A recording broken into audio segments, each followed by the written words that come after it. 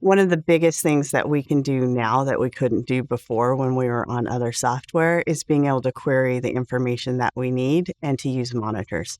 We get an update as soon as someone puts in a casualty, the state fire marshal knows about it, and we can look up the information and see the details.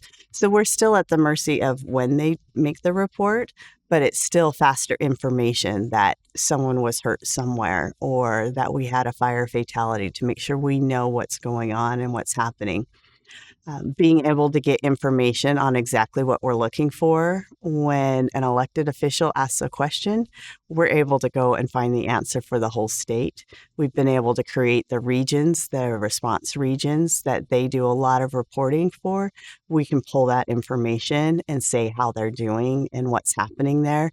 We've been able to do a lot of things ahead of time for them. Like when we come to the legislative session, we can pull the information for the whole state ready to be able to fill in those answers or help convince them of what we need and why and what the real issues are.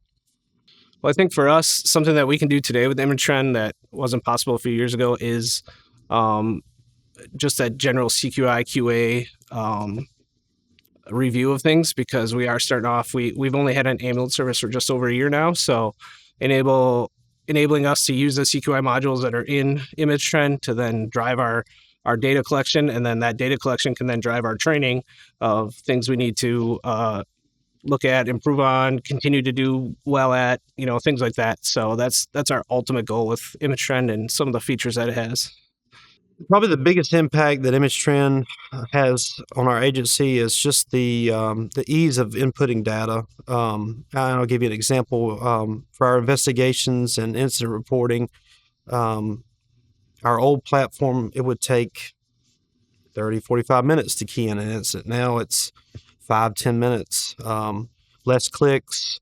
A lot of the information is automatically carried over from CAD. So our staff time and engaged in these programs are far less than what it used to be. So it's been wonderful for us.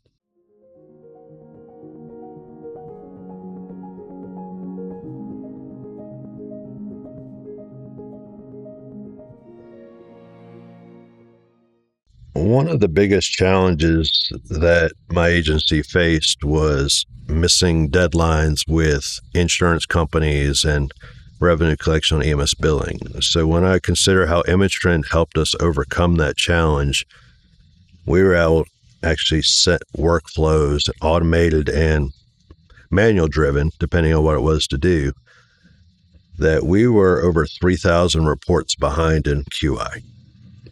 CQI is something we're still building. We're a small kind of agency. I mean, we run 18,000 calls, but there's only 2 administrators in the EMS division, myself, and I have a captain that handles clinical. So there's not a whole lot of time to do a lot of the back-end building. So ImageTrend coming in and helping with those automated workflows, again, we took our EMS billing revenue from $2.5 to $3 million annually out of 18,000 calls to, in 3 months, I added $1.5 million in just 3 months.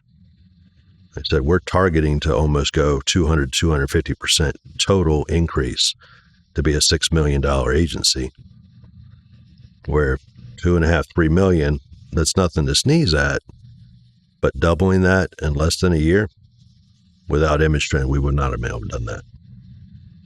ImageTrend has an investigation platform that has filled a gap that we didn't have. We were basically doing our fire investigations on paper and typing it up on an Excel or Word document and saving that file.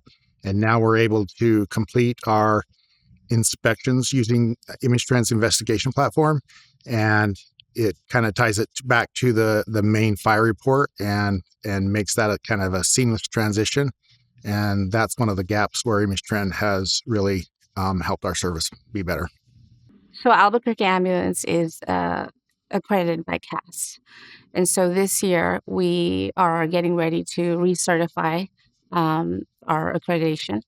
And so CAS has a new section for meeting compliance standards. And so, at first we were a little bit worried because it's a new section of that accreditation. And so we were able to hopefully meet that expectation through our auditing that we do with CQI module. And so we look at not only clinical standards and metrics that we have to meet and audit, but we also look at billing and reimbursement standards, particularly for ensuring that, we are looking at any of the risk areas that could be, potential for audit or those kinds of things.